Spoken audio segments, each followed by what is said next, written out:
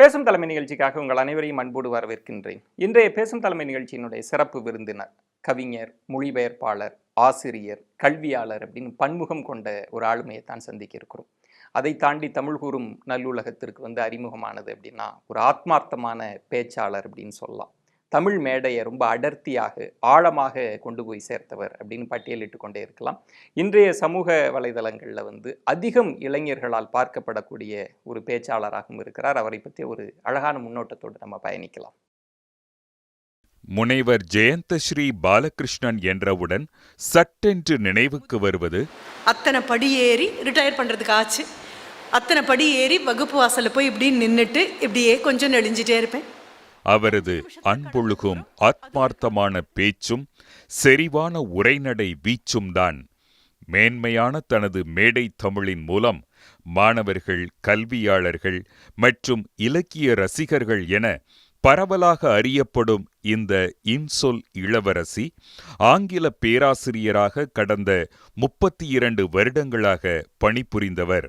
மனிதவள கருத்துகள் மூலம் கல்வியாளர்கள் மத்தியில் பரவலாக கொண்டாடப்படும் முனைவர் ஜெயந்தஸ்ரீ பாலகிருஷ்ணன் அவர்கள் ஆங்கில இலக்கியத்திலும் தமிழ் இலக்கியத்திலும் முனைவர் பட்டம் பெற்றவர். குறுந்தொகை ஆங்கில மொழியாக்கம் குறித்த இவரது ஆங்கில முனைவர் பட்டத்திற்கான ஆய்வு பரவலாக கல்வியாளர்கள் மத்தியில் கவனத்தை பெற்றது. ஓர் எழுத்தாளராக, கவிஞராக, மொழிபெயர்ப்பாளராக, இருமொழி பேச்சாளராக, மனநல ஆலோசகராக தனக்கென்று தனி முத்திரை பதித்திருக்கும் இந்த இன்சொல் இளவரசி 40க்கும் மேலான தமிழ் மற்றும் ஆங்கில ஆராய்ச்சி கட்டுரைகளை, தேசிய மற்றும் பன்னாட்டு கட்டுரைகளை கருத்தரங்குகளில் கொடுத்திருக்கிறார். ஆனந்த விகடனில் பொன்விழா ஆண்டில் சிறந்த சிறுகதை எழுத்தாளருக்கான விருது பெற்றிருக்கும் ஜெயந்தஸ்ரீ பாலகிருஷ்ணன் அவர்கள் ஆங்கிலத்தில் மொழிமாற்றம் செய்த குறுந்தொகை செம்பதிப்பாக வெளிவந்துள்ளது. எழுத்தாளர் ஜெயகாந்தன் மீது அளவிலா ஈடுபாடு கொண்ட இந்த இன்சொல் இளவரசி ஜெயகாந்தன் குறு நாவல்களை ஆய்வு செய்ததை பெருமிதத்தோடு நினைவு கூறுகிறார். ஊடகங்கள் வாயிலாக மனித உறவுகள் பற்றிய தனது நிலைப்பாட்டினை பதிவு செய்து வரும் ஜெயந்தஸ்ரீ பாலகிருஷ்ணன் அவர்கள் முதல் முறையாக தனது பேச்சுலக பயணங்கள் குறித்தும் இலக்கிய ரசனைகள் குறித்தும் தனது வாசிப்பு குறித்தும் மனம் திறந்து பேசுகின்றார். இன்றைய நம் பேசும் தலைமையில். என்ன நேயர்களே, முன்னோட்டத்திலேயே பார்த்திருக்கலாம். இன்சொல் இளவரசி பேராசிரியர், முனைவர் ஜெயந்தஸ்ரீ பாலகிருஷ்ணன் அவர்களைத்தான் இன்றைய பேசும் தலைமை நிகழ்ச்சியில் சந்திக்க இருக்கிறோம். பாருங்கள் நேயர்களே. வணக்கங்கம்மா. வணக்கம். ஒரு ஆசிரியராக உங்களுடைய அனுபவங்களை தெரிஞ்சுக்கிறதுக்கு முன்னாடி, இது பேசும் தலைமை உங்களுடைய வாழ்க்கையை கொஞ்சம் நெருங்கி பார்க்குற ப்ரோக்ராம் அப்படின்றதுனால ஒரு மாணவர் காலகட்டத்திலிருந்தே நான் தொடங்குறேன். மொழியின் மீது உங்களுக்கு இருக்கிற காதல் அப்படின்றது, 2 மொழிகளில் முனைவர் பட்டம் பெற்றிருக்கிறீங்க, என்ன காரணம்? ஒன்று தாய்மொழி தமிழ். அம்மாவுடைய வயிற்றில் நான் இருக்கும் பொழுதே அவங்களுடைய ஆசையும் அச்சத்தையும் அவங்களுடைய மோகங்களையும் அவர்களுடைய ஐயங்களையும் அந்தரங்கமாக எங்கிட்ட பகிர்ந்து கொண்ட மொழி அதுதான். நம்ம தாய்மொழினும் ஏதோ பிறந்ததுக்கு அப்புறம் பேசுகிற மொழின்னு நினைக்கிறோமே தவிர, தாயின் கர்ப்பத்தில் இருக்கும் பொழுது அவளுடைய உணர்வு ரீதியாக உடனுக்குடன் நம்மக்கிட்ட தொடர்பு கொண்ட மொழி அது மட்டும்தான். அப்படி இருக்கும் பொழுது அது படித்து தான் ஆகணும். அதன் மேலே இருக்கக்கூடிய நீங்கள் வெறும் காதல், நீங்கள் நான் மாளா காதல் தீரா மோகம்னு சொல்லிக்குவேன். அது வேறு எப்படின்னு தெரியல. சுவாசிக்கக்கூடிய ஒரு மூச்சுக்காற்றை பற்றி பேச சொன்னால் எப்படி தயங்குவேனோ அந்த மாதிரி இருக்குது. ஏன் தமிழ் உங்களுக்கு பிடிச்சதுங்கிற கேள்விக்கான பதில். நான் எந்த கோணத்தில் பார்க்குறேன் அப்படின்னா, ஒரு படிப்பை செலக்ட் பண்ணுறப்போ இது வேலை கிடைக்குமா, பொறியியல் சார்ந்த இன்றைய தலைமுறை கிட்டத்தட்ட பொறியியல் மோகம் கொண்டு போகிற போது உங்களுக்கு தமிழ் மொழியில் முனைவர் பட்டம், ஆங்கில மொழியில் முனைவர் பட்டம் பெற்றீங்களே, அதன் அந்த பின்னணி ரகசியம் மொழி மேலே தான். அதாவது இப்போ இருக்கக்கூடிய இந்த சூழலினுடைய குழந்தைகள் அல்ல. இந்த 2018, 19 நோக்கி போகிறோமே, இந்த காலத்தின் பிரஜை அல்ல நான். ரொம்ப இந்தியா பிறந்து ஒரு 10-12 ஆண்டுகளுக்கு அப்புறம் பிறந்த அந்த குடிமக்கள் நாங்கள். ஆனால் இது படித்தா வேலை கிடைக்குமான்னு கிடையாது. வேலைக்கான தகுதியை வளர்த்துக்கிறதுல தான் நாங்கள் ரொம்ப தீவிரமாக இருந்த ஆட்கள். எங்கள் காலகட்டங்களில் இருந்த யாரை பார்த்தாலும் நீங்கள் சந்திக்கும் பொழுது சொல்லக்கூடியது என்னவாக இருக்கும்னா, ரீடிங் ஹேபிட்னு ஒன்று இருக்கும். வாசிப்பு மேலே பெருமோகம் இருக்கக்கூடியவங்க, பல விஷயங்களை தெரிந்து கொள்ளக்கூடியவங்க. ஆக கல்வியையும் வேலையும் நாங்கள் ஒன்றா சேர்த்தவே இல்லை. அந்த விபத்து எப்போ ஒரு காலகட்டத்தில் தான் நிகழ்ந்தது. அது எப்போன்னு கூட எனக்கு தெரியாது. அதனால மொழி சார்ந்த ஒரு ஈர்ப்பு எங்க தலைமையில இருந்த எல்லாருக்கும் மிக சாதாரணமான விஷயம். ஒரு பன்முகம் கொண்ட ஒரு ஆளுமையா இருக்கிறப்போ ஒரு கவிஞராக, எழுத்தாளராக, ஆசிரியராக, கல்வியாளராக இருக்கிறதுன்றது இப்போ ஒரு இளைஞராக ஒரு மாணவர் பருவத்துல அந்த கனவுகள்லாம் இருந்ததா? இப்படி பன்முக தளத்துல பயணிக்க போறோம். வெளிப்படுத்தணும்னு ஒரு ஆசை இருந்தது. ம். என்ன வெளிப்படுத்திக்கணும் அப்படின்னு. அதற்கு அடிப்படையான காரணம் அதிர்ஷ்டவசமாக எனக்கு தாங்க முடியாத அளவு தாழ்வு மனப்பான்மை இருந்தது. ஓ. அதிர்ஷ்டவசமாக தலை கொள்ளாத தாழ்வு மனப்பான்மை. அந்த தாழ்வு மனப்பான்மை வந்து ஒரு ஆரோக்கியமான தாழ்வு மனப்பான்மையாக மாறும் பொழுது சரியான நபர் இதனை நகர்த்திட்டேன்னா உனக்கு அடையாளம் தெரியுமே அப்படின்னு சொல்லக்கூடிய ஒரு நபரும் வாழ்க்கையில் நீங்க சந்திக்கும் போது ஆசிரியராக ரொம்ப சுலபமாக இந்த தாழ்வு மனப்பான்மை ஒரு சமநிலையாக மாறும். மற்றவர்களோட ஒப்பிட்டு பார்த்து தானே தாழ்வு மனப்பான்மை. யாரையும் ஒப்பிட்டு பார்க்க வேண்டிய அவசியம் இல்லை. உன்னோட ஒன்று ஒப்பிட்டுக்கோ அப்படின்னு சொல்ல ஆரம்பிச்சிங்கன்னா அடுத்த நிமிஷம் இது சமநிலை வந்துடும். நேற்றைய என்னை காட்டிலும் இன்றைய நான் கொஞ்சம் முன்னேறி இருக்கேனா அப்படின்னு பார்த்தா மட்டும் போதும் அப்படின்னு சொல்றதுக்கு ஒரு ஆசிரியர் கிடைச்சது. முன்னாலேயே ஒரு தாழ்வு மனப்பான்மைன்னு ஒரு அழகான ஒரு அஸ்திவாரம் நான் போட்டு வச்சிருந்தது. இது ரெண்டும் வரும்பொழுது வெளிப்பட்டாக வேண்டிய ஒரு கட்டாயத்துக்கு என்ன நானே தள்ளினேன். அது கவிதையாக இருந்தா கவிதை, கதையாக இருந்தா கதை. ஓரளவுக்கு வரைய தெரியும், வரையணுங்கிற மோகம் உண்டு. வரைகிறது, பேசுறது, அவ்வளவுதான். அப்படி அதனால மாணவர் பருவத்துல இருந்தே இது உண்டு. ஓ, தேடல் இலக்கற்ற தேடலா அல்லது ஒரு இலக்குகள் நீங்க அப்போ மாணவர் பருவத்துல? நீங்க சொன்ன வார்த்தையை நான் அப்படியே எடுத்துக்கிறேன். எனக்கு இலக்கு கிடையாது, இலக்குகள் தான் உண்டு. பிளான் ஏ இல்லைன்னா பிளான் பி இல்லைன்னா பிளான் சி, பிளான் டி. ஆனா இதுக்கு நடுவுல ஒரு நூலோட்டமாக ஒரே ஒரு விஷயம் உள்ள வரும். இதுல நீ வெளியில வரலன்னா இதுல முயற்சி பண்ணிப்பாரு, இதுல வரலன்னா இதுல முயற்சி பண்ணிப்பாரு அப்படின்னு. இலக்குகள் நிறைய இருந்தது. திருப்தி இன்மை இருந்தது உள்ளுக்குள்ள. இல்ல இதுல ஒன்ன காணோம், இது வேணா முயற்சி பண்றியா அப்படிங்கக்கூடிய ஒரு உள்ளுக்குள்ள ஒரு கேள்வி இருந்தது. அவ்வளவு தான். அப்போ பாக்குறவங்களுக்கு என்ன தோணும்னா எதுலயும் நிலையா பொருந்தாத ஒரு பொண்ணு, எப்ப பாரு அலைப்பாஞ்சிட்டே இருக்கிற மாதிரி தோணும் அப்படின்னு. கொஞ்சம் என் பக்கத்துல வந்து நின்று காட்சியை பார்த்தீங்க அப்படின்னா இது அலைப்பாய்தல் அல்ல. ஒவ்வொன்றுலையும் ஒரு கணக்கெடைக்காத ஒரு அதிருப்தி வரும்பொழுது இது அல்லவோ நான், இது அல்லவோ நான் அப்படிங்கிற கூடிய ஒன்றாக இருக்கும். பெரிய அதிர்ஷ்டம் என்ன அப்படின்னா படிக்கிறதுக்கு நிறைய புத்தகங்கள் கிடைச்சது. அப்போ அந்த காம்பினேஷனே ரொம்ப அழகு. தாழ்வு மனப்பான்மை, சரியான ஒரு ஆசிரியர், வாசிப்பதற்கான புத்தகங்கள். வேற வழியே இல்லை. உங்களை அறியாம தேட ஆரம்பிச்சிருவீங்க. நீங்கள் ஒரு ஆசிரியராக இன்றைக்கும் பல லட்சக்கணக்கான மாணவர்களை வந்து சந்திக்கிறீங்க. உங்களுடைய பேச்சுக்களை அவங்க தரிசிப்பதற்கான வாய்ப்பு அவங்களுக்கு கிடைக்கிது. ஆனால் இன்னைக்கு இருக்கக்கூடிய இடத்தில் வந்து இப்போ கூகுள் உலகத்தில் இருந்துட்டு இருக்கோம்.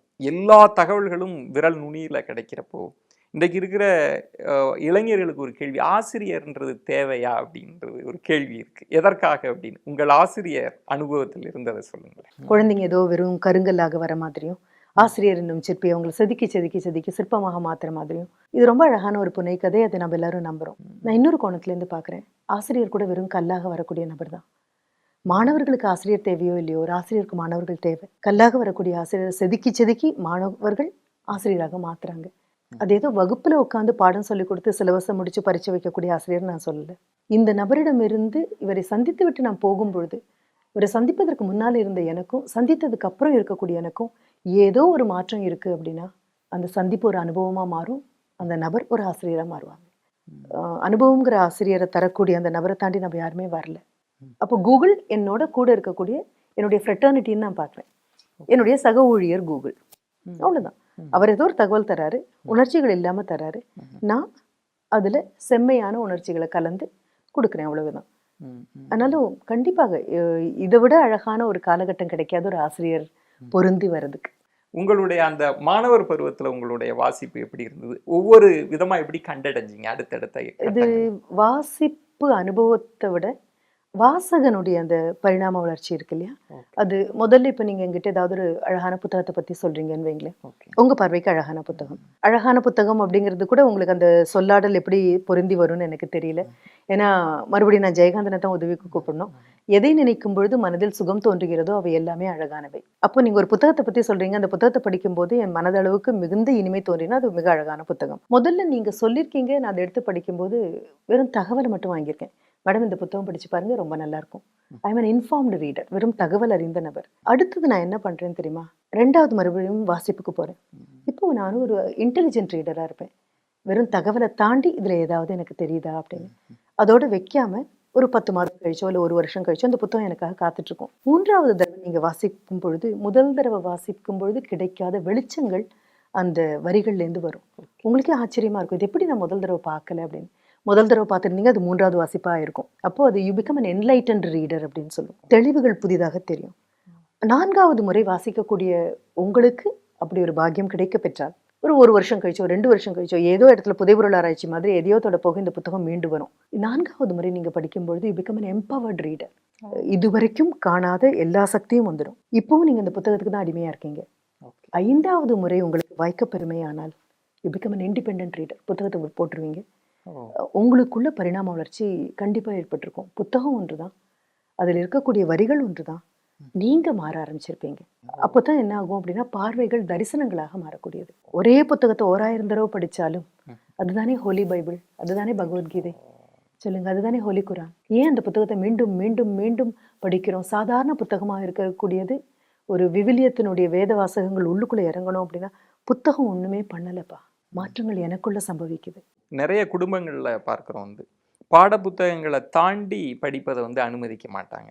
அதுவும் இப்போ கதை, இலக்கியம், நாவல்கள் படிக்கிறது, அதுவும் பெண் பிள்ளைகள் படிக்குது அப்படின்னா எதுக்கு தேவையில்லாத இந்த இதெல்லாம் படிக்கிற அப்படின்னு சொல்லுவாங்க. நீங்க ஆசிரியரா என்ன மாணவர்களுக்கு என்ன சொல்லுவீங்க? அவுட் ஆஃப் சிலபஸ் அப்படின்றது என்னுடைய வகுப்பு எல்லாமே அவுட் ஆஃப் சிலபஸ் தான். என்ன காரணம் அப்படின்னா, புத்தகத்துல இருக்கிறத சொல்றதுக்கு ஒரு ஆசிரியர் வேண்டாம், புத்தகம் எதெல்லாம் சொல்ல முடியலன்னு சொல்றதுக்கு ஒரு ஆசிரியர் வேண்டும்.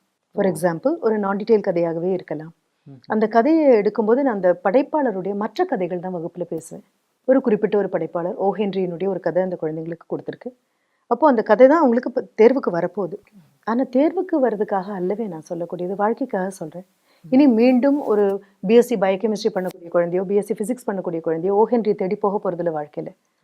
அந்த வாய்ப்பு அந்த குழந்தைய இழக்கக்கூடாது. அப்போ நான் செய்யக்கூடியது என்னவாக இருக்கும் அப்படின்னா, ஓ ஹென்ரியினுடைய ப்ரிஸ்கிரைப் பண்ணாத ஒரு 5 கதைகளை வகுப்புல சொல்லுவேன். இனி 6வதா இந்த கதையை படிச்சுட்டு நீ சொல்லுன்னு சொல்லுவேன். அந்த கதையை மட்டும் சொல்லும்போது அந்த குழந்தைகிட்ட இருக்கக்கூடிய மாற்றத்திற்கும், 5 கதைகளை அஸ்திவாரமா போட்டு இதை சொல்லும் பொழுது இருக்கக்கூடிய மாற்றத்திற்கும் கணிசமாக ஒரு வேறுபாடு எனக்கு தெரியும். என்னுடைய குழந்தைங்க எல்லாருமே 18 வயது இருக்கு, இப்போதான் ஃபர்ஸ்ட் இயர் சேர்ந்திருக்கு, செகண்ட் இயர் சேர்ந்திருக்குங்கிற குழந்தைங்க என்னுடைய அறைக்கு சேரை இழுத்து போட்டு உட்காந்து, நீங்க போய் வாசித்து பாருங்க, இல்லை ஆல்ரெடி வாசித்த கதையாக இருந்தாலும் சரி, ஜெயகாந்தனுடைய அந்தரங்கம் புனிதமானது கதையை என் கூட உட்காந்து விவாதிப்பாங்க. முகத்துல எந்த சலனமும் கூச்சமும் இல்லாம, காலால கோலம் போட்டு நகத்தை பார்க்காம கண்ணு பார்த்து அந்தரங்கம் புனிதமானது கதையை என் குழந்தைங்க பேசுவாங்க. எனக்கு அது ரொம்ப பெரிய சந்தோஷம். என்ன காரணம் அப்படின்னா, குழந்தைங்களுக்கு இது தெரியணும். இந்த அளவுக்கு பொறுப்போடு ஒரு புத்தகத்தை பார்க்கக்கூடிய சூப்பர் மேடம் அப்படிங்கிற வார்த்தைக்குள்ள அந்த புத்தகம் அடங்காது. அப்போ வரிக்கு வரி, கூச்சம் இல்லாம, தயக்கம் இல்லாம, குழந்தைங்களால வேறு கருத்துக்கள் உள்ளவர்கள் எல்லாரையும் எதிரிகளாக பார்க்காம பார்க்கக்கூடிய பக்குவம் வரும். மேடம், இதுல பன்முகம் கொண்டவங்களுடைய திறமைகளை பற்றி பேசுறப்போ, குறிப்பா இன்றைக்கு தமிழ் கூறும் நல்லுலகம் ஒரு மேடை பேச்சாளராக அவங்கள அறிஞ்சிருக்கிறாங்கல்ல, உங்களுடைய முதல் மேடை அனுபவம் நினைவு இருக்கா? அப்படிலாம் இல்லை. எல்லா குழந்தைங்க மாதிரி நானும் பேச்சு போட்டிக்கு போவேன், அவ்வளவே தான். பேச்சு போட்டிக்கு போவோம். திக்கல் இருக்கும், திணறல் இருக்கும், மறதி இருக்கும், அப்புறம் பேசுனதா நினைச்சது பாதி இருக்கும், பேசுனது பாதி இருக்கும். 3ஆம் பரிசு கூட கிடைக்காம ஆறுதல் பரிசெல்லாம் இறங்கி வந்தது உண்டு. அப்போ கூட பேச்சு போட்டியாக நான் அதை பார்த்ததில்லை. என்கிட்ட ஏதோ இருக்கு, நான் சொல்லணும். பேச்சு போட்டியை தவிர வேற எங்க நான் சொல்றது எல்லாரும் கேட்க போறாங்க? அப்படி ஒண்ணு இருக்கு இல்லையா? வேற வழியே இல்லாம அங்க முன்னால உட்கார்ந்து இருக்கக்கூடிய அந்த ஜட்ஜஸ் இருக்காங்க இல்லையா, அவங்களாவது கேட்டுதானே ஆகணும். இல்ல அவங்க கூட ஒரு 10 குழந்தைங்க இருப்பாங்கல்ல, அவ்வளவுதான்.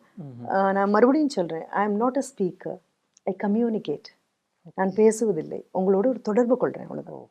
அப்படி வரும்பொழுது எனக்கு சொல்ல வந்த செய்தி அங்க போய் சேரணும். அதுதான் மிக முக்கியமாக இருந்தது. அது கொஞ்சம் கொஞ்சமா வளர வாய்ப்பு கிடைத்தது. ஆசிரியராகவும் வரும்பொழுது பழம் நழுவி பாலில் விழுந்து அதுவும் நழுவி வாயில் விழுந்த கதையாக ஆச்சு. அமைதியாக ஒரு 50 குழந்தைங்க உட்காந்துருக்காங்க அப்படிங்கும் பொழுது பேசுறதுக்கு நிறைய வாய்ப்பு கிடைச்சது, நிறைய வாய்ப்பு கிடைச்சது.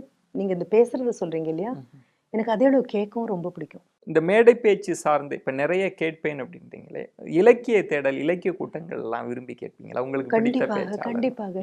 எங்களுடைய காலங்கள் வேற மாதிரி இருந்தது. கோவில்கள் எல்லாம் பிரசங்கங்கள் வரும். ஒரு 10 நாள் 15 நாள் திருவிழா, தேர் திருவிழா வரைக்கும் அதுக்கு முன்னால் வரக்கூடிய இதெல்லாம் இருக்கும்.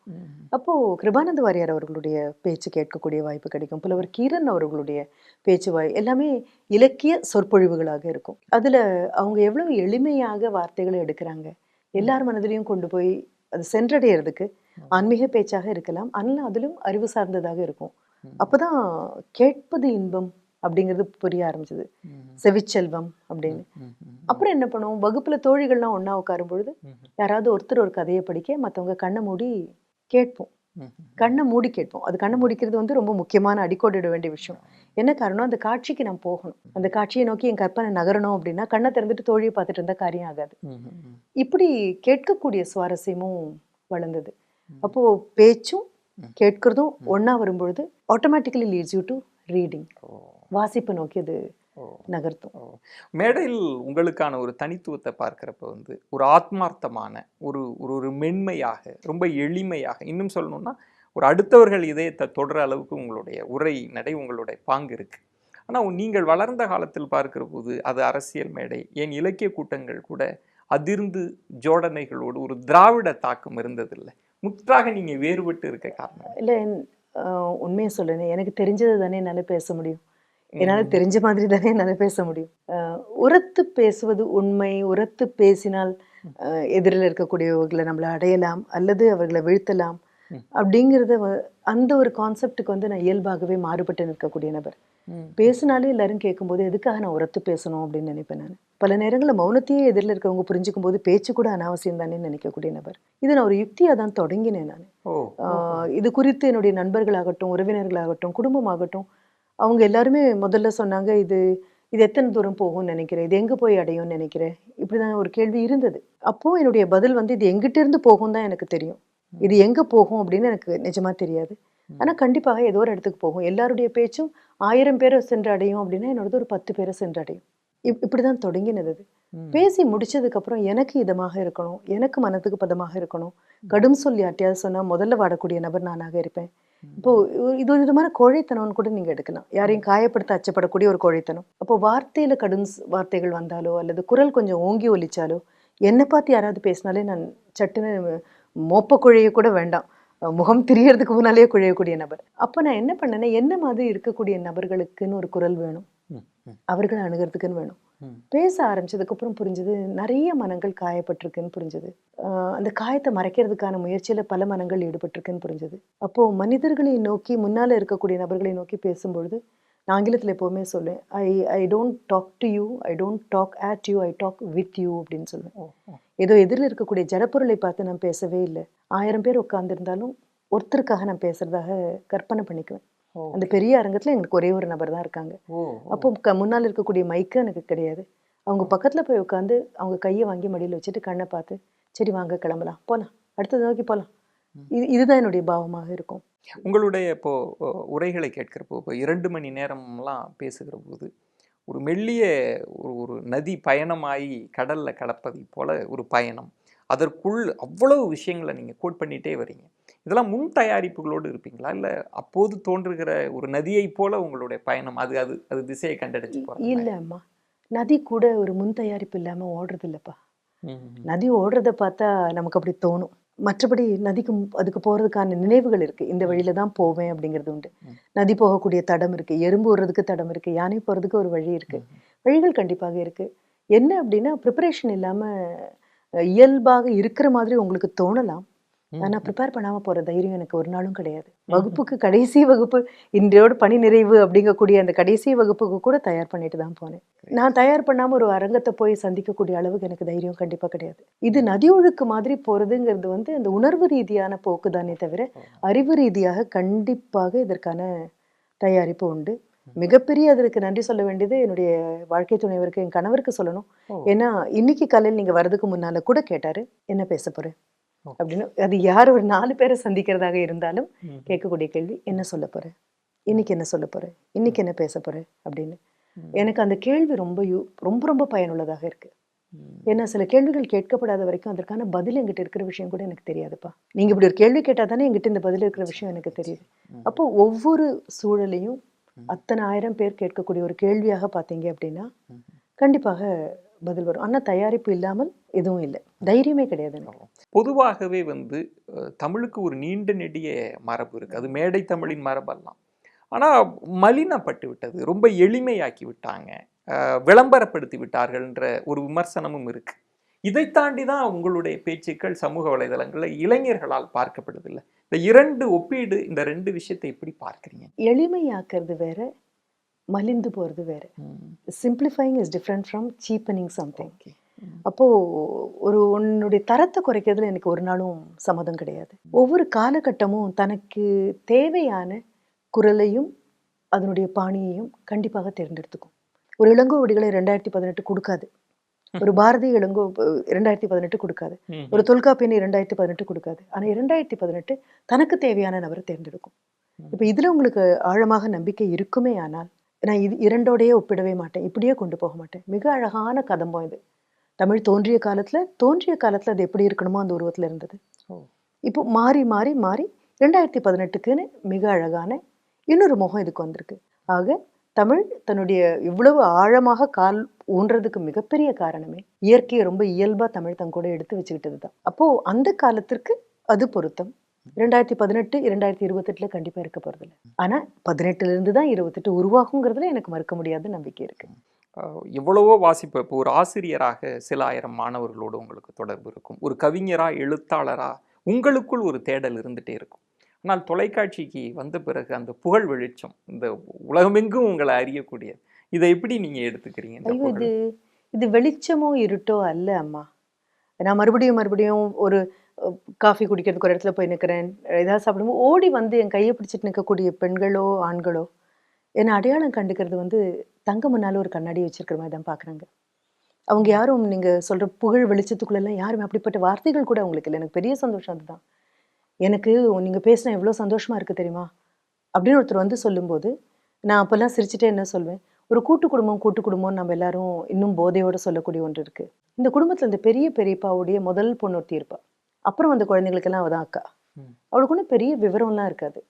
ஆனால் வீட்டில் என்ன நடந்தாலும் அக்காட்ட ஒரு வார்த்தை சொல்லிடலாம், அக்காட்ட ஒரு வார்த்தை கேட்டுடலாம் அப்படின்னு சொல்லுவாங்க. என்ன துன்பம் வந்தாலும் அக்கா கிட்ட போய் நின்னா அவள் தலையை கொதி விட்டு அப்படி தான் இருக்கும் வாழ்க்கை, ஓடு அப்படின்பா. அந்த அக்காவை தொலைச்சிட்டோம். அந்த அக்கா ரோலை நான் ப்ளே பண்ண முயற்சி பண்ணுறேன். அவ்வளவே தான். ரொம்ப சுலபமான விஷயம். இதில் புகழ் எங்கே வருது, வெளிச்சம் எங்கே விழுது? ஆசிரியர் பிறந்த தேதி இருந்த தேதிக்குள்ளெல்லாம் அடங்க மாட்டாங்க. ஏன்னா என்னுடைய ஆசிரியர் எனக்குள்ளே இருக்காங்களா, நான் என் குழந்தைங்களுக்குள்ளே இருப்பேனா? அதனால செலிபிரிட்டிக்கு வேணா இப்போ பிறக்கலாம், ஆசிரியருக்கு இது பாரம்பரியம். இப்போ எங்கே போனாலும் பார்க்குற எல்லாரும் ஒரு ஆசிரியரை பார்க்குறாங்க. அதனால இந்த வெளிச்சம் எல்லாம் ஒன்றும் துன்பப்படுத்துறதே கிடையாது. ஒருவேளை உங்களுக்கு ஒரு ஆழமான வாசிப்பு அந்த பற்றற்ற தன்மையை கொடுத்துருக்குன்னு சொல்லலாம். எல்லாவற்றையும் ஒரு அட்டாச்சு மனோபாவத்தை அது நான் உண்மையை சொல்லுவேன். அச்சம் கொடுத்துருக்கு. அச்சம் எதையும் முழுமையாக நம்பி இது நிரந்தரம் அப்படின்னு நம்பக்கூடாது அப்படிங்கிற ஒரு புரிதல் வாழ்க்கை கொடுத்துருக்கிறதுனால அது சுலபமாக எடுத்துகிட்டு போகிறோம். அவ்வளவே தான். என்னை வச்சு சிலது இது இயற்கையோ இறைவனோ எழுதணும்னு நினச்சிருக்காங்க. எழுதுகோள் எழுத்தினுடைய அழகுக்காக பெருமைப்பட முடியுமா? எழுதுறவனுக்கு நன்றி சொல்லிட்டு போயிட்டே இருக்கணும். அன்பு, அறம், அந்த விழுமியத்துக்கு நீங்க தொடர்ச்சியா முக்கியத்துவம் கொடுத்துட்டே இருக்கீங்க. எல்லா உரைகளிலும் அது அதுக்கு என்ன தனித்துவ காரணம்? இது காம்பஸ்னுடைய ஒரு கால் இருக்கு இல்லையா, அது ஊனி நிற்கும். அது எவ்வளவு உறுதியா நிற்குதோ அதுக்கேற்ற மாதிரி தான் வட்டமா விழும். இது இன்னொரு கால் எல்லா இடத்துக்கும் சுத்தும், அதை பத்தி கவலையே இல்லை. ஆனா இந்த நிற்கிற காலினுடைய உறுதியை பொறுத்திருக்கு இந்த வட்டம். நீங்க எத்தனை பெரிய வட்டம் போட சொன்னாலும் திரும்பி நான் நிற்கக்கூடியது அறம். வள்ளுவனுக்கு மிகப்பெரிய நன்றி. 2018 இயல்பா பேசும்போது கூட புரியிற மாதிரி வள்ளுவன் சொல்லிட்டு போன வார்த்தைகளுக்கு மிகப்பெரிய நன்றி. ஆசிரியருங்கிற அந்த என்ன சொல்லட்டும், அது ஒரு பெரிய பீடம். நான் சொல்வேன், அணிந்து கொள்ளக்கூடிய துணி அல்ல ஆசிரியர். மற்ற எல்லா தொழிலுமே துணி மாதிரி. ஆசிரியருங்கிறது தோல். இதை என்னால் பிரிக்க முடியாது என்கிட்ட இருந்து. கர்ணனுடைய கவச குண்டலங்கள்னா கூட கழட்டி போட்டுடலாம். இது அப்படி இருக்கும்போது அறம் தவறி பேசுறதுக்கு எந்த நாட்டில் வேணாலும் உரிமை இருக்கலாம். இந்த நாட்டில் உரிமை இல்லை. வேற எங்கேயும் வள்ளுவன் பிறக்கலை, வேற எங்கேயும் கம்பன் பிறக்கலை, வேற எங்கேயும் சிலம்பு பிறக்கலை. இத்தனை பேர்களுடைய அடுத்த கண்ணியாக ஓரத்தில் நிற்கக்கூடியனா அறம் பிறழ்ந்து எதையாவது பண்ணணும். கொஞ்சம் யோசிச்சு பாருங்களேன், முன்னால் போனவங்க அத்தனை பேரும் முட்டாள்னு நான் சொல்லிட்டேன்னு அர்த்தமாயிடும். இது சொல்லணும். ஊரே கூடி ஒரு விஷயத்த வேற மாதிரி சொன்னாலும் ஆசிரியர் அறம் பேசிதான் ஆகணும். ஏற்பார்களா இல்லையாங்கிறது வேற, ஆசிரியர் பேசணும். உங்களுடைய ஆய்வு கட்டுரைகள் சார்ந்து மேடம் குறுந்தொகையை குறிப்பாக செலக்ட் பண்ணி அதில் ஆய்வு மேற்கொள்வதற்கான காரணம் என்ன? முதல் காரணம் தமிழ் பிடிக்கும், சங்க தமிழ் ரொம்பவே பிடிக்கும். ஒரு பெண்ணாக பார்க்கறதுக்கான நிறைய வாய்ப்புகள் எனக்கு கிடைச்சிது. இதில் நான் கொண்டு போனது என்னமோ சங்க இலக்கியம் முழுவதையும் தான் கொண்டு போனேன். ஆனால் சங்க இலக்கியம் முழுவதையும் எடுத்து ஆய்வு செய்யறதுங்கிறது பெரிய, த கேன்வஸ் இஸ் வெரி வைட், அதற்குள்ளே சுருங்கி வராதது. அதனால் அதிர்ஷ்டவசமாக டாக்டர் மருதநாயகம், அப்போ பாண்டிச்சேரி பல்கலைக்கழகத்தினுடைய ஆங்கிலத்துறை முதல்வராக இருந்த நபர். அப்போ அவர் செய்த உதவி என்னன்னா, ஏதாவது ஒன்றை குறிப்பா எடுத்துக்கோங்க அப்படின்னு எடுத்தாரு. அதுல குறுந்தொகை இதுவரை நீங்க பார்த்திராத நிறபேதங்களோட உணர்வுகளை காட்டக்கூடிய மிக அழகான ஒன்று, மிக சுவாரஸ்யமாகவும் இருந்தது. இன்னொரு வார்த்தை என்னை பத்தி சொல்லணும் அப்படின்னா, I am an incurably romantic person. என்னை நீங்க வந்து எந்த மருத்துவம் பண்ணியும் இந்த அழகான உலகத்துல இருந்து வெளியில கொண்டு வர முடியாது. எங்கேயாவது எதையாவது காணோம்னா நானே நிரப்பிக்குவேன். இப்போ இதுக்கு வந்து குறுந்தொகை ரொம்ப அழகாக இருந்தது. ஆங்கில இலக்கியத்தினுடைய சார்பு பக்கத்துலேயே கூடவே ஆங்கில இலக்கியத்துல தான் நான் ஆல்ரெடி பண்ணியிருந்ததுனால, முனைவர் பட்டம் பெற்றிருந்ததுனால, அதற்காகத்தான் இந்த குறுந்தொகைக்குள்ளேயும் வந்தேன். ஆங்கில இலக்கியம் பக்கத்துல ரொம்ப உதவியாக இருந்தது. என்ன அதுல காணோம், என்ன என் மொழியில இருக்கு அப்படிங்கறத என்னால பார்க்க முடிந்தது. உலகத்தினுடைய அதாவது விக்டோரியன் ஏஜ்னு சொல்லக்கூடிய 19ஆம் நூற்றாண்டு காலங்கள்ல வந்த பிரபலமாக எழுதப்பட்ட கவிதையினுடைய ஒரு உருவமாக டிராமாட்டிக் மொனலாக் அப்படின்னு சொல்லிட்டு தனின மனிதர் ஒரு பேசக்கூடிய ஒன்று, ஒரு பாதி செயலுக்கு நடுவில் அவரை பிடிக்கிற மாதிரி ரொம்ப பிரபலமாக பேசப்பட்டது. ஆனா இது 2000 வருடங்களுக்கு முன்னாலேயே தமிழ் இலக்கியத்தில் இருக்கக்கூடிய சங்க பாடல்கள், அகப்பாடல்கள் முழுவதுமே அந்த ஒரு வரையறைக்குள் வரக்கூடியது. ரொம்ப நுணுக்கி பார்க்கக்கூடியது. ஃப்ராய்டை வச்சு நீங்க பக்கத்துல நின்று பார்த்தீங்க அப்படின்னா புறப்பாடல்கள் எல்லாமே யார் பேசுனதுன்னு வரும். தலைவன் யார், பாட்டுடைய தலைவன். அகப்பாடல்கள்ல அவள் கூறியது, அவன் கூறியது, தோழி கூறியது, தோழன் கூறியது, இது இப்படிதான் வரும். அப்போ என்ன அப்படின்னா, எத்தனை காலங்கள் ஆனாலும் மனிதனுடைய அந்தரங்கத்தில் இருக்கக்கூடிய உணர்வுகள்ல எந்த பெரிய மாற்றமும் வர போறதில்லை. நிறம் மாறலாம், இனம் மாறலாமே தவிர உள்ளுக்குள்ள இருக்கக்கூடிய நீங்களும் நானும் ஒன்றாகத்தான் இருக்கும். உங்க அப்பா உணராத எந்த உணர்ச்சியும் புதிதாக உங்களால உணர முடியாது. உங்களுடைய மகனுக்கும் அப்படி புதிய உணர்வுகள் வராது. வெளிப்படுத்தும் விதத்துல மாற்றம் வரலாம், ஆனா இயல்பான உணர்வுகள் அது நிரந்தரம் அப்படிங்கக்கூடியது. இந்த சுவாரஸ்யம் தான் என்னை வந்து குறுந்தொகையை நோக்கி நகர்த்திய ஒரு விஷயம். மேடம், இப்போ குறுந்தொகையை ஒரு பாடமா வாசிப்பது என்பது வேறு, ஒரு ஆய்வுக்குள் நுழைகிற போது நீங்க கண்டடைந்த விஷயம்ன்றது எதை பார்த்து? மிக சுவாரஸ்யமான சில வெளிச்சங்கள் எனக்கு கிடைச்சது, அப்படிதான் நான் சொல்லணும். பெரும்பாலும் அதை மொழிபெயர்க்க முற்பட்ட போது பெரிய பெரிய நபர்கள், சாதாரண நபர்கள் எல்லாம் மொழிபெயர்த்தது. இது வெஸ்டர்ன் ரீடிங் ஆடியன்ஸ்ன்னு சொல்லுவோம். மேலை நாட்டில் இருக்கக்கூடிய வாசிக்கக்கூடிய நபர்களுக்காக மொழிபெயர்த்து கொண்டு போகும்பொழுது பல உரை நூல்களை இவங்க எல்லாருமே பயன்படுத்தி இருந்தாங்க. பெரும்பாலும் மொழிபெயர்ப்பில் வரக்கூடிய தவறு என்ன அப்படின்னா, மூலமாக இருக்கக்கூடிய கவிதையை விட்டுட்டு உரையாசிரியர் கொடுத்திருக்கக்கூடிய உரைக்கு ஏற்றது போல் மொழிபெயர்ப்பு போகும். அது அன்பின் ஐந்திணை அப்படின்னு சொல்லுவோம். அதுதான் உங்களுக்கு இந்த குறிஞ்சி முல்லை மருதம் நெய்தல் பாலை. இது பொருந்தாமல் போகக்கூடிய ஒரு தலை காமமாக இருந்தால் அதுவும் நகர்ந்து போயிடும், பொருந்தா காமமும் நகர்ந்து போயிடும். தலைவனும் தலைவனும் ஏதோ ஒரு இதுல ரெண்டு பேரும் ஒரே தகுதி நிலைக்கு வரணும் அப்படின்னு. தகாத வார்த்தைகளை அவ பயன்படுத்தக்கூட கூடாது அப்படிங்கிறது மாதிரி வந்திருந்தது. ஒரு குறுந்தொகையினுடைய மிக புகழ்பெற்ற 25வது பாடல் ஒன்று இருக்கு. அது தலைவனை குறித்து தலைவி தனது தோழி கிட்ட சொல்றா. சொல்லும் பொழுது ரொம்ப வருத்தப்பட்டு சொல்றா. நானும் அவனும் உடல் அளவில் இணைந்திருந்த அந்த விஷயம் எனக்கு தெரியும், அவனுக்கு தெரியும். அங்க இருக்கக்கூடிய மீன் வருமான்னு பார்த்துட்டு இருந்த ஆரல் மீனுக்காக காத்து நின்ற ஒரு கொக்கு தெரியும். ஆனா இது பொய் அப்படின்னு அவன் சொல்லிட்டா நான் என்ன பண்ணுவேன்? அது நீங்க பதம் பிரிச்சு பாத்தீங்கன்னா இன்னைக்கும் புரியும். அதுல அவ சொல்ற யாரும் இல்லை, அதாவது அந்த இடத்துல யாரும் இல்லை, தானே கள்வன், தான் அது பொய்ப்பின் யான் எவன் செய்கோ. இது அவ முதல்ல அந்த தோழி கிட்ட அவ சொல்றா. இப்ப இந்த கள்வன் அப்படிங்கிற வார்த்தையை மொழிபெயர்த்தவர்கள் பெரும்பாலும் என்ன பண்ணாங்க அப்படின்னா, கள்வன் அந்த வர இடத்துக்கு ஏற்ற மாதிரி பொருள் மாறக்கூடிய ஒன்று. எல்லாரும் சொன்னது உவேசா ஐயர் உரையில் இருந்தபோது உள்ளம் கவர் கள்வன் அப்படின்னு ஒரு சொற்றொடர் இருக்கு. யார் உனக்கு பாலை கொடுத்தது அப்படின்னு கேட்கும்போது ஞானசம்பந்தர் உள்ளம் கவர் கள்வன் அப்படின்னு சொல்லுவாரு. அப்புறம் பன்மாய கள்வன். கலித்தொகைக்கு வந்தீங்கன்னா நகை கூட்டம் செய்தான கள்வன் மகன். எல்லாம் நம்ம குழந்தைய சொல்லுவோம்னா திருட்டு பயல அப்படின்னு சொல்லுவோம். இந்த கொஞ்சம் கூடிய அந்த கள்வனாக. மற்றபடி ஆனா இவங்க அப்படி சொல்லல. யாரும் இல்லை, தானே கள்வன் ஒரு ஏகாரம் வேற சேர்த்துட்டா. இப்படி ஒரு அகத்தலைவிக்கு சொல்ல உரிமை கிடையாது. மொழிபெயர்க்கும் போது இந்த திருடன் அப்படிங்கிறது தீஃப், ரோக், ஸ்கவுண்ட்ரல், ராஸ்கல், இந்த மாதிரி அந்த வார்த்தைகளுடைய அழுத்தமும் ஆழமும் இன்டென்சிட்டி போகும்பொழுது முற்றிலும் அவ நினைக்காத ஒரு பொருளை நோக்கி போகுது. இது வெஸ்டர்ன் ரீடிங் ஆடியன்ஸுக்கு இந்த மாதிரி இந்த அன்பின் ஐந்திணை அப்படிங்கிற எதுவும் தெரியுமான்னு கூட எனக்கு புரியல. உரையாசிரியர்கள் எல்லோருமே இந்த கள்வன் அப்படிங்கிற வார்த்தையை சொல்லும் பொழுது அன்பின் மிகுதியால் சொல்லக்கூடியது இல்ல, பாடபேதம் களவன் அப்படி என்பது கள்வனாக மாறியது. ஓ, எனக்கு தோணுது இப்படி இருக்கிற வேற ஏதோ சொல்றா போல இருக்கு, நாம தான் சரியா புரிஞ்சுக்கல.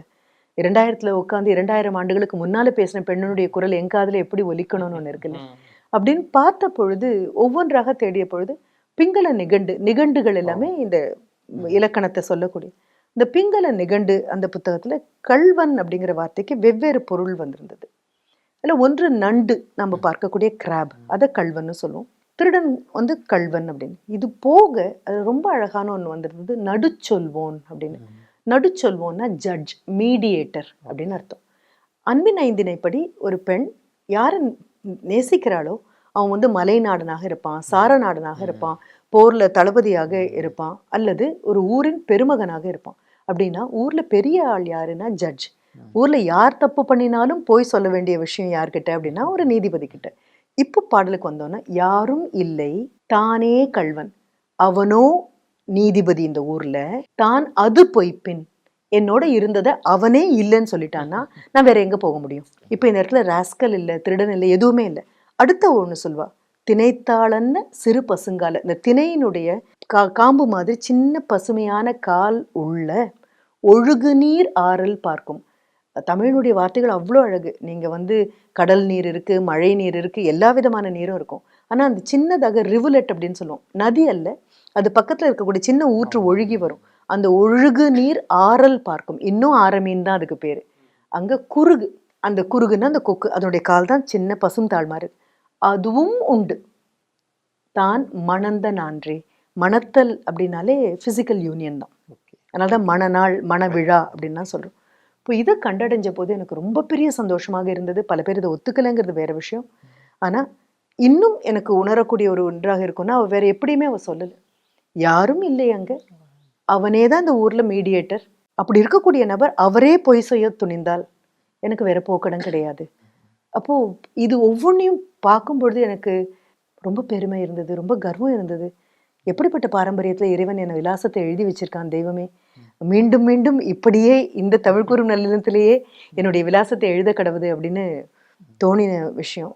ஆராய்ச்சி அப்படிங்கிறது விலகி நின்று பார்க்கறது இல்லைப்பா. அதற்குள்ள அமிழ்ந்து போய் திக்குமுக்காடி வெளியில வந்து ஒரு வைவால நம்ம சொல்றது 1% தான், சொல்ல துடிக்கிறது 99%. மிக அருமையான ஒன்று, மிக சந்தோஷமான ஆய்வாளர் நான். அடுத்து வந்து மேடம், உங்களுடைய பயணத்துல வந்து இப்போ திரு எழுத்தாளர் ஜெயகாந்தன் அவர்களை சொல்லுவாங்க, இலக்கிய உலகத்திற்குள் ஒரு கலக குரல் அப்படின்னு கூட எல்லாம் சொல்லுவாங்க. அவருடைய குறு நாவல்களை எடுத்து ஆய்வு செஞ்சிருக்கிறீங்க. என்ன காரணம்? அதுக்கு பிரத்யேக காரணம் என்ன? பிரத்யேக காரணம் இது மட்டும்தான். மனிதர்களை மனிதர்களாக காமிச்சு எழுத்தது. மனிதர்கள் நம்ம வெவ்வேறு விதமா பார்க்குறோம் இல்லையா? எல்லாருக்குள்ளேயும் ஒரு நல்லதை பார்க்கக்கூடிய கண்கள் அந்த கண்கள், திரு ஜெயகாந்தன் அவர்களுடைய கண்கள். ஏன்னா அவருடைய முன்னுரைகளை படிச்சீங்கனாலே மிகப்பெரிய தரிசனங்கள் கிடைக்கும். தாஜ்மஹாலில் மட்டுமல்ல, ஏழை குடிசையில் கிழிந்திருக்கக்கூடிய கோரைப்பாயிலும் இந்தியாவின் அழகு உறங்கி கொண்டிருக்கிறது அப்படின்னு சொல்லுவார். பார்வை ரொம்ப அழகான பார்வை. அப்பெல்லாம் கூட நினைப்பேன், ஒரு அர்ஜுனன் கண்ணில் கீதோபதேசம் பண்ணும் பொழுது நீண்டு நெடிதாக நிற்கக்கூடிய விஸ்வரூபம் தெரியணும்னா அந்த யுத்த காலத்துல எல்லாரும் நின்னாங்க, அர்ஜுனன் கண்ணுக்கு மட்டும்தான் தெரிஞ்சது. அப்போ திவ்ய நேத்திரம்னு சொல்லுவோம், எல்லோருக்குள்ளும் இருக்கக்கூடிய ஒரு அழகை பார்க்கக்கூடிய கண்கள். அந்த விஷயத்துல ஜெயகாந்தன் மேல எனக்கு எப்பொழுதுமே மிகப்பெரிய ஈர்ப்பு. அவருடைய குறுநாவல்கள்ல சிறுகதைகள் தீமேட்டிக்கலி அப்படின்னு சொல்லுவோம், கருப்பொருளை மையமாக கொண்டு அதனுடைய அளவினால் குறுகி போகக்கூடியது. நாவல்கள் என்ன ஆகும் அப்படின்னா கொஞ்சம் மிக நீண்டு போகும். குறுநாவல்கள் அவருக்கு ரொம்ப அழகான ஒரு ஏரியா. அப்போ அந்த அந்த இடம் வரும்பொழுது சொல்ல வேண்டிய விஷயத்த சொல்லவும் அவருக்கு போதுமான அளவு இடம் இருக்கும், நீர்த்து போகாம காப்பாற்றிக் கொள்ளவும் அதற்கு இருக்கும். அவருடைய குறுநாவல்கள் இருக்கக்கூடிய கதாபாத்திரங்கள், ஜெயகாந்தனுடைய மிகப்பெரிய விஷயம், சிறுகதை படித்தாலும் குறுநாவல் படித்தாலும் நாவல் படித்தாலும் அவருடைய கதாபாத்திரங்களுடைய பெயர்லேருந்து உங்களுக்கு எல்லாமே ஞாபகம் இருக்கும். அந்த மனிதர்களுடைய மனிதம் முதல்ல வெளியில வரும். இப்போ எனக்கு தோணுது, இதுக்கு ஒரு சைக்கோ அனாலிசிஸ் பண்ணினா என்ன, சைக்கோ அனலிட்டிக்ஸ். இது அதுக்கு தான் நம்ம சொல்லுவோம் மூலப்படிமங்கள் அப்படின்னு, அதுக்கு ஒரு பேர் உண்டு, ஆர்கிடைப்ஸ் அப்படின்னு. இப்போ இது எல்லாமே நமக்குள்ள இருக்கக்கூடிய நம்ம நனவிலி அப்படின்னு சொல்லுவோம், அன்கான்ஷியஸ், கான்ஷியஸ், சப்கான்ஷியஸ். இதுல உங்களுக்குள்ள இருக்க சப்கான்ஷியஸ் ஒன்று, எனக்குள்ள கூட்டு நனவிலின்னு ஒன்று இருக்கு. நம்ம அத்தனை பேரும் அதோட தான் பிறந்திருக்கோம். ஒரு சாதாரண ஒரு கோழி இருக்கலாம், அதுக்கு கீழே ஒரு 4 முட்டையை அடை காத்துட்டு இருக்கலாம். 2 முட்டையை எடுத்துட்டு 2 சாக் பீஸ் வச்சா கூட அதுக்கு தெரியாது வித்தியாசம், அந்த அளவுக்கு தான் அதுக்கு அறிவு. ஆனா அந்த முட்டை உடைஞ்சு அதுலேருந்து ஒரு சின்னது வெளியில வரும்பொழுது இது வரைக்கும் அது வாழ்க்கையில பார்க்காத ஒரு வல்லூர் மேலே பறந்து போச்சுன்னா ஓடி போய் அம்மா கீழே உட்காந்துக்கும். அப்போ தீஸ் ஆர் ஜெனட்டிக்கலி ரிட்டன். அப்போ முதல் குழந்தைக்குன்னு சில குணங்கள் இருக்கு, 2வது குழந்தைக்குன்னு சில குணங்கள் இருக்கு, கடைசி குழந்தைக்குன்னு சில குணங்கள் இருக்கு. நீங்க 2 குழந்தைங்களோட வீட்டில் பிறந்திருந்தீங்க அப்படின்னா தெரியும், முதல் குழந்தையினுடைய குணத்துக்கும் 2வதுக்கும் நிறைய வித்தியாசம் இருக்கும். 5 குழந்தைங்க இருக்காங்கன்னா முதலுக்கும் கடைசிக்கும் வித்தியாசம் இருக்கும். இது ஒரு ஜெனட்டிக் கோடிங் இது. இப்போ இது மூலப்படிமம் அப்படின்னு சொல்லுவோம். அவருடைய குறுநாவல்களில் வரக்கூடிய கதாபாத்திரங்கள் எல்லாமே மூலப்படிமங்கள். நீங்க உங்களை அதுக்குள்ள தேடி கண்டடைய முடியும். அவருடைய கதாபாத்திரங்கள்ல யாருக்காக எழுதான் அப்படிங்கிறதுல வரக்கூடிய திருட்டுமொழி ஜோசப்னே பேர். அவனை திருன்னு முழிச்சிருக்கக்கூடியவன். கடைசியில் அவன் அழும்பொழுது எல்லாரும் திருட்டுத்தனம் பண்ணியிருக்கக்கூடிய நபர்கள் தான். ஆனால் இயேசுநாதனுடைய இன்னொரு உருவமாக அந்த ஜோசப் தன்னைத்தானே மற்றவர்களுக்காக ஒப்பு கொடுக்கக்கூடிய ஒரு நபராக மாறும்பொழுது நீங்கள் நினைப்பீங்க, எத்தனையோ நேரங்களில் உண்மையை சொன்னாலும் யாரும் நம்ப மாட்டாங்கங்கக்கூடிய சூழல்ல கண்ணீரும் மௌனமும் தான் அவங்க கூட நின்றுருக்கும். எல்லாரும் அப்படி ஒரு சூழலை கடந்து வந்திருப்போம். நம்ம சொன்னது உண்மையா சொன்னாலும் யாரும் ஒத்துக்கொள்ளக்கூடாத சூழல்ல போய் நிற்கும் பொழுது அப்போ இந்த மூலப்படிமம் உள்ளுக்குள்ளேருந்து உங்களுக்கு வரும். இந்த கான்டெக்ஸ்டுக்குள்ள காந்தி இருந்திருக்காரு. ஏன் தன்னுடைய உடற்பயிற்சி வகுப்புக்கு காலதாமதமாக போனாரு அப்படின்னா அப்பாவுக்கு உதவி பண்ணிட்டு போகும்பொழுது, ஆனா அப்பவும் சொல்றாரு, உண்மையை சொல்லும் பொழுது அது எல்லாரும் ஏற்றுக்கொள்ளக்கூடிய சூழல்ல நம்ம இல்லை அப்படின்னா அந்த உண்மையை யாரும் ஒத்துக்க மாட்டாங்க. இந்த சைக்கோ அனாலிசிஸ் பார்க்கும்பொழுது அப்போ ஃப்ராய்ட் ஆகட்டும், அவருக்கு அப்புறம் அவருடைய மாணவராக வந்த கார்ல் குஸ்டாவ் யுங் அவராகட்டும், இவங்கெல்லாம் சொல்லக்கூடியது பெரிய பெரிய புத்தகங்களை வச்சு மனிதனுடைய மனதை நீங்கள் கண்டுபிடிக்கிறதுக்கு ஆசைப்படுறதுக்கு முன்னால just go to a marketplace. எல்லோரும் கூடக்கூடிய ஒரு பொது இடத்துக்கு போய் நின்று பாருங்க, ஒவ்வொரு முகத்தையும் வாசிங்க. மனிதனுடைய முகத்தை புத்தகம் மாதிரி வாசிக்க ஆரம்பிச்சிங்கன்னா இதை விட பெரிய புரிதல் உங்களுக்கு எங்கேயும் கிடைக்காது அப்படின்னு ஜெயகாந்தனை பொறுத்த வரைக்கும் அவரே சொல்வார், உங்கள் கையில் விருந்து கிடைப்பது ஒரு புத்தகம் அல்ல, ஒரு மனிதனின் இதயம் என்பதை உணர்ந்து படியுங்கள். அப்போ அதை ஆய்வுக்கு எடுக்கும் பொழுது எனக்கு மறுபடியும் சொல்ல பல தரிசனங்களும் பல வெளிச்சங்களும் கிடைச்சது. பார்வைகள் புரிந்தது. எல்லாருக்குள்ளேயும் இருக்கக்கூடிய நல்லதை தேடுறது மட்டும்தான் வாழ்க்கையினுடைய ஒரே குறிக்கோளாக இருக்கணும் அப்படின்னு தோணுது. எங்கே எதிர்மறை இல்லை, இருட்டுன்னு ஒன்று இல்லைன்னா எனக்கு வெளிச்சம் அடையாளம் தெரியாது இல்லையா, அமாவாசைன்னு ஒன்று இல்லைன்னா நான் பௌர்ணமி ஏன்பா கொண்டாட போகிறேன், பகல் எனக்கு ரொம்ப பிடித்தது இரவுன்னு ஒன்று வருங்கிறதுனால தானே. அப்போது ஒரு நாம் சூரியன் முன்னாலேயே போய் நின்னாலும் என் நிழல் இது வரைக்கும் வெளிச்சமாக விழுந்தது இல்லைல்ல. அப்போது வெளிச்சத்தை புரிஞ்சுக்கிறதுக்கே இருட்டு தேவைப்படுது. இப்போ நல்லது தெரிஞ்சுக்க அல்லது, நான் அதை தீமைன்னு சொல்லக்கூட மாட்டேன், அல்லது தேவைப்படுது. எல்லாருக்குள்ளேயும் இருக்கக்கூடிய நல்லது. அர்ஜுனனுக்கு எப்படி விஸ்வரூபம் கண்ணுக்கு தெரிஞ்சதோ அந்த மாதிரி கண்களை மாற்றிக்கொள்ள முடியும்னா இட் ஷுட் பி குட்னு தோணுதுனால அவருடைய குறுநாவல்கள் எடுத்து அதுலேயும் குறிப்பாக ஒரு டிரான்சிஷன் அப்படின்னு சொல்லுவோம். ஆரம்ப காலத்தில் ஒரு படைப்பாளி எப்படி இருந்தார், படைப்பாளியின் பரிணாம வளர்ச்சி எப்படி இருந்தது, அவருடைய முதல் நாவலும் கடைசி நாவலுக்கும் இடையில இந்த மனிதர் எப்படி வளர்ந்துருக்கு அப்படின்னு பார்க்கக்கூடிய வாய்ப்பு. அப்படிதான் தேர்ந்தெடுத்தேன் நான். பெண் மூல படைப்புகள் கொஞ்சம் எடுத்தேன், ஆணில் சிலதை எடுத்தேன். அது போக அல்டிமேட் அப்படின்னு இருக்கக்கூடிய ஒரு கதாபாத்திரம், அவருடைய மிக அழகாக இருக்கக்கூடிய ஓங்கூர் சாமிகள் அப்படின்னு சொல்லிட்டு, இந்த ஓங்கூர் சாமியை பார்க்கும்பொழுதே அவர் கேட்கக்கூடியது புனிதம் புனிதம்ங்கிறீங்களேப்பா, புனிதம் எங்கே இருக்குது அப்படின்னு கேட்பாரு. ஆக்சுவலாக வந்து இப்போது நிறைய ஆய்வுகள் செய்கிறது வந்து மூல ஆசிரியனுக்கான நேர்முகாமில் இருந்தெல்லாம் ஆய்வு செஞ்சுருவாங்க. இப்போ இந்த ஜெயகாந்தனுடைய குறுநாவல்கள் கதாபாத்திரங்கள் ஆய்வு செய்ததை எழுத்தாளர் ஜெயகாந்தன் படித்தார், அதை எப்படி ஃபீட்பேக் உங்களுக்கு? ஜெயகாந்தன் அவர்கள்கிட்ட நான் சொல்லியிருக்கேன், நீங்கள் உங்களுக்கு ஜெயகாந்தனை பற்றி தெரிஞ்சால் அவருக்கு அந்த ஒரு நுண்ணுணர்வு ரொம்ப அதிகமாகவே இருக்கும். அவருடைய நண்பர்கள் எல்லாமே அவருடைய அந்த மடம் அப்படிங்கிற இடத்துல உட்காந்து அவரோட பேசக்கூடிய பழகக்கூடிய எல்லாம் வாய்ப்பு. இயல்பாகவே எனக்கு வந்து படைப்பின் மூலமாக தான் படைத்தவனை பார்ப்பேனே தவிர படைத்தவனை பார்க்கணும்னு ஆசைப்பட்டதில்லை. ஆண்டவனுக்கும் சேர்த்தி தான் அது. அப்போ இறைவன் என் கண் முன்னால் அப்படின்லாம் நான் கேட்டதே கிடையாது. நீ படைச்சது மூலமா உன்னை பார்த்துக்கிறேன்ப்பா அப்படின்னு. இப்போ ஜெயகாந்தன் அவர்களுடைய படைப்பின் மூலமாகத்தான் அவரை ஒரு மரியாதைக்குரிய நபராக கொண்டு வந்து வச்சிருந்தேனே தவிர அவரை பற்றின பிம்பங்கள் என் மனதில் கிடையாது. ஓகே, அப்படிப்பட்ட பிம்பங்கள் இருந்தால் தான் நான் நேரில் பார்த்து அவர் அதோட பொருத்தணும் அப்படின்னு நினைப்பேன். அப்போ அந்த பிம்பங்கள் நான் நினைக்கிறதும் அவரும் வேறையாக இருந்தாலும் நான் ஒரு விதமான பிரச்சனைக்கு ஆளாக வேண்டியிருக்கும். So I was playing a very very safe sensible game. அப்போ என்ன பண்ணேன் அப்படின்னா அவருடைய படைப்பின் மூலமாக 2 முறை வீட்டுக்கு வந்திருக்காரு, சந்திக்கக்கூடிய வாய்ப்பு கிடைச்சிருக்கு. அவரோட கிடைத்த உரையாடல அவர்கிட்ட நான் கேட்ட ஒரு கேள்வி, அதுவும் நான் ஒன்றும் சின்ன வயசுல இருந்தே அவர் முதுகுல நான் என்னையே சொல்லுவேன், சிந்துபாத் கிழவன் மாதிரி ஏற்றி சுமக்கிறேன் நான் அப்படின்னு சொல்லுவேன். ஆனாலும் அப்போல்லாம் எனக்கு வாய்ப்பு கிடைச்சதில்லை. எனக்கு ஒரு 42-43 வயது ஆகும்போது தான் அவரை நேரில் சந்திக்கக்கூடிய ஒரு வாய்ப்பு கிடைத்தது. அப்போ அவர்கிட்ட பேசும்பொழுது எழுதுனதுல சந்தோஷம் தானே அப்படின்னு தான் நான் கேட்டபோது அவர் பதில் வருத்தம் இல்லைம்மா அப்படின்னாரு. அது வந்து typical of him, typical of him. அது அப்புறம் சந்தித்து பேசும்பொழுது கூட ரொம்ப தரமான ஒரு பேச்சாக இருக்கும். ஒரு நாளும் ஒரு பெண் கூட நான் பேசிட்டு இருக்கேன் அப்படிங்கிறத ஒரு நாளும் மறந்தது கிடையாது, அந்த தன்மையை விட்டு விலகியது கிடையாது. அது ரொம்ப கௌரவமான விஷயமாக எனக்கு தோணியிருக்கு, மிக மிக கௌரவமாக விஷயமாக. அவருடைய வாசகர்கள், ஆண் வாசகர்கள்கிட்ட அவர் என்ன பேசுவார்னு எனக்கு தெரியாது. ஆனால் பெண் அப்படிங்கிறத முதல்ல நிறுத்தி பெண் வாசகிங்கிறத பின்னால நிறுத்தி அந்த மரியாதையோட மிக கண்ணியமாக பேசிய நபர். மோஸ்ட் கான்ட்ரவர்ஷியலாக இருக்கக்கூடிய நாவலை பற்றி அவர்கிட்ட கேட்டாலும் அந்த தகமையிலேருந்து அவர் இறங்கி வந்ததில்லை. அப்போ ஜெயகாந்தன் அவர்களுடைய எழுத்துக்களை வந்து பல மரபுகளை வந்து உடைத்தெறிந்த எழுத்துக்கள் தான். இப்போ அந்த புரிதல்ல வந்து உங்களை ஒரு பெண்ணியவாதி அப்படின்ற ஒரு சட்டகத்திற்குள் நான் அடைக்கலாமா? நான் எந்த சட்டத்து அடைக்குள்ளேயும் வரமாட்டேன். அடைப்புக்குறிக்குள் வராத நபர். அது கொட்டேஷன் மேற்கோள் குறியாக இருந்தாலும் சார் இல்லை. உண்மையான பெண்ணியம்ங்கிறது மனிதநேயம்பா. மிக தீவிரமான மனிதநேயம் உள்ள எல்லாருமே பெண்ணியவாதிகள். அது தந்தை பெரியாராக இருந்தாலும், மகாத்மா காந்தியாக இருந்தாலும், பாரதியாக இருந்தாலும், மதர் தெரசாவாக இருந்தாலும், உருவத்துக்குள்ள ஒரு பெண்ணியம் அடைபடாது. பெண் மட்டுமல்ல பெண்ணியவாதியாக இருக்கக்கூடியவள். மனிதர்களாக இருக்கக்கூடிய எல்லாருமே பெண்ணியவாதிகள் தான். ஒரு பெண்ணுக்காக பாரதியை விட பெரிய பெண்ணியவாதி யார் இருக்க முடியும்னு சொல்லுங்க. ஒரு பாஞ்சாலிக்கு புடவை கொடுத்ததாக கிருஷ்ண பரமாத்மாவுக்கு நன்றி சொல்லுவோம். பாரதி மாதிரி பொங்கி எழுந்து இப்படி பண்ணலாமா நீங்க, நெட்டை மரங்களேன்னு நின்று புலம்புறீங்களேடா அப்படின்னு ஒரு மனிதன் கேட்கணும் அப்படின்னு சொன்னா, நான் அப்பவும் சொன்னேன், பாரதி பெண்ணினம் பாடவில்லை, தன்னினம் பாடினான். எல்லாருக்குள்ளேயும் இருக்குமா, எல்லா மனிதர்களுக்குள்ளேயும். என்னதான் ஆனாலும் எக்ஸ் பெண், ஒய் அல்லவே ஆண், XY தானே ஆண். அப்ப எல்லாருக்குள்ளேயும் அந்த கூறு இருக்கு, பெண்மையின் கூறு எல்லாருக்குள்ளேயும் இருக்கு. அப்போ ஐயோ இந்த நேரத்துல இவ இப்படி துடிப்பாளே, நான் இதை பண்ணலாமா அப்படின்னு எந்த மனம் நினைத்தாலும் அது பெண்ணியவாதியின் மனம். தாயுமானவர். அது தாயுமானவர் தான். தாயுமானவர், தாயானவர் கூட இல்லையே, தாயும் ஆனவர். அப்ப தந்தையினுடைய எல்லா குணங்களும் அங்க இருக்கு, கூடவே தாய்மையும் சேர்ந்து வருது. ஆல் மென் ஹேவ், எல்லா ஆண்களுக்குள்ளேயும் அது இருக்கு. இது அடையாளம் காட்ட வேண்டிய பொறுப்பு அம்மாக்களுக்கு.